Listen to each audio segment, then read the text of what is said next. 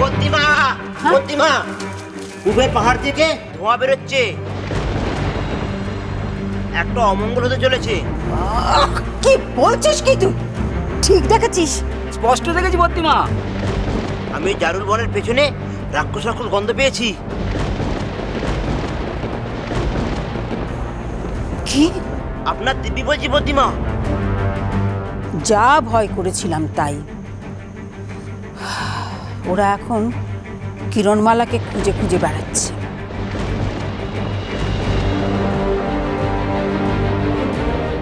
এখনো আমার কোণের হদিশটা পায়নি তাই, কিন্তু আসবে, ঠিক আসবে, খুঁজে খুঁজে এখানে আসবে।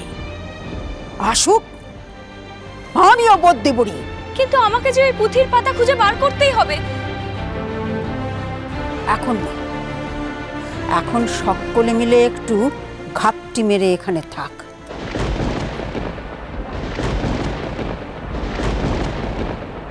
বাইরে বেরোলে এখন ভয়ানক বিপদ।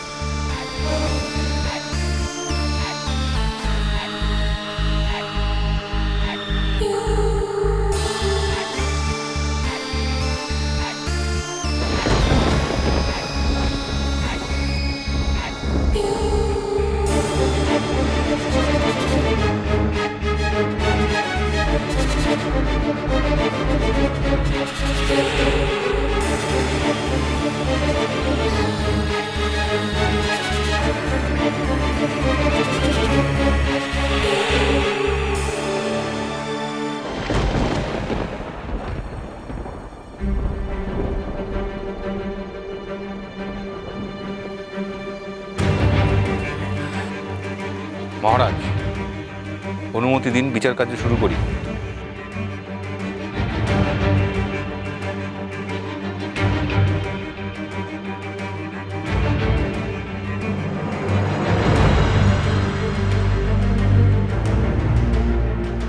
মহারাজ, আজ প্রথমে বিচার হবে বিশ্বাসঘাতকদের।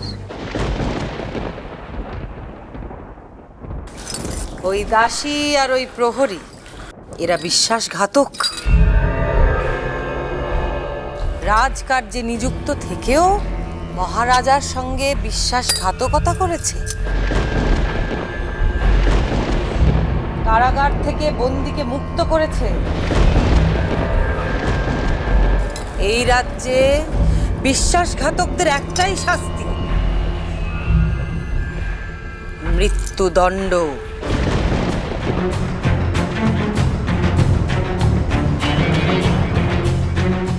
মহারাজ কি বোবা হয়ে গেলেন নাকি মহারাজ আদেশ দিতে ভুলে গেছেন? এনার যে প্রথাও কি তিনি ভুলে গেছেন? এনার যে কেউ দোষ করলে তার শাস্তি মহারাজ দেন, আর কেউ না। আমাদের মৃত্যুদণ্ড মহারাজ ঘোষণা করুন। যত বড় মুখ নয় তত বড় কথা। মহারানী কলাবতীর মুখে মুখে চোপা, এক্ষুনি এলাটিন বেলাটিনকে দিয়ে।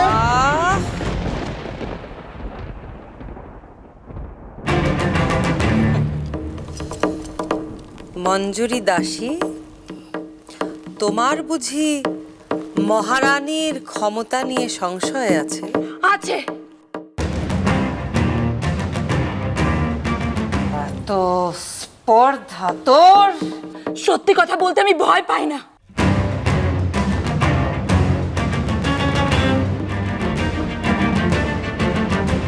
হলো কি মহারাজের? দেখেছো সিংহাসনে কেমন বসে আছেন? একেবারে কাঠের পুতুলের মতো বসে আছে। হ্যাঁ হ্যাঁ, আমাদের মহারাজের কি হয়েছে আমরা সবাই সেটা জানতে চাই। মহারানীর জায়গা অন্দরমহলে, বিচার সভায় নয়।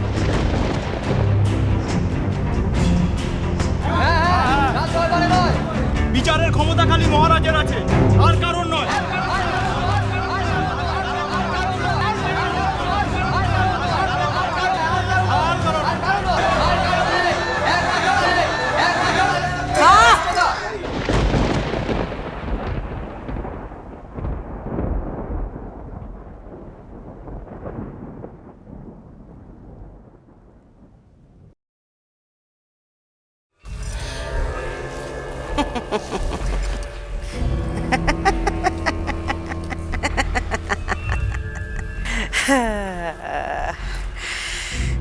তোরা জানতে চাস তো কত ক্ষমতা আমার?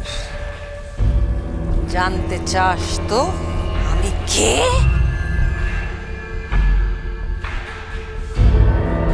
চাস? দেখ তবে।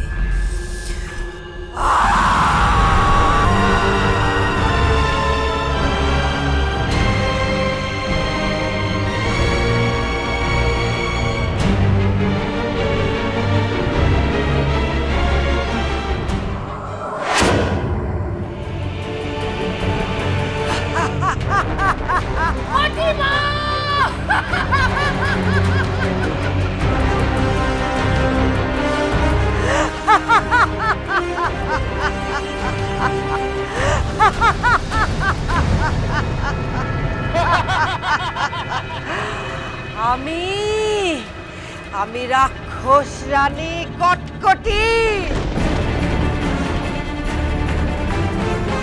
আজ থেকে এই রাজ্যে আমি শেষ কথা বলবো, শেষ কথা।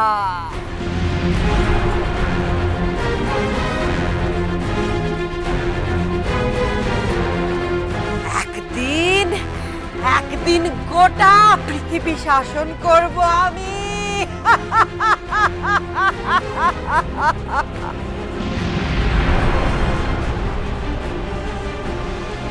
আমার বিরুদ্ধে যে একটা কথা বলবে, আমার রাক্ষস সেনা তার মুন্ডু ছিঁড়ে ফেলবে। অনেক বছর পাতালে বন্দি থেকেছি। এইবার প্রতিশোধ দেওয়ার পালা, প্রতিশোধ।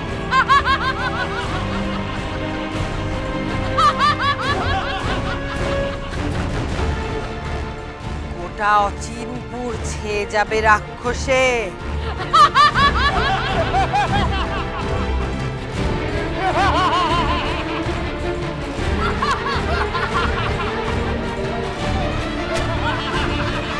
আজ থেকে অচিনপুর রাক্ষস রাজ্য।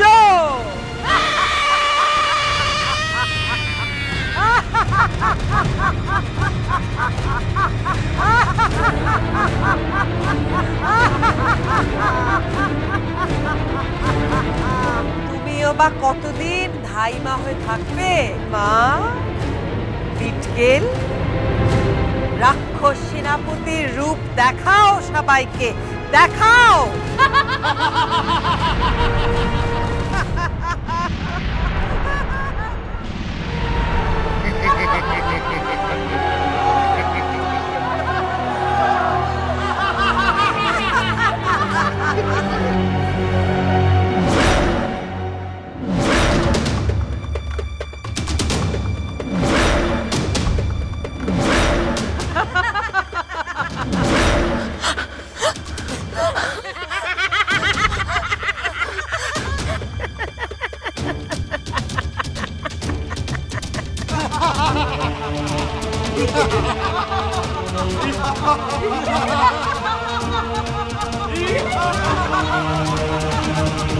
আপনারা এসেছেন, কি সৌভাগ্য, কি সৌভাগ্য।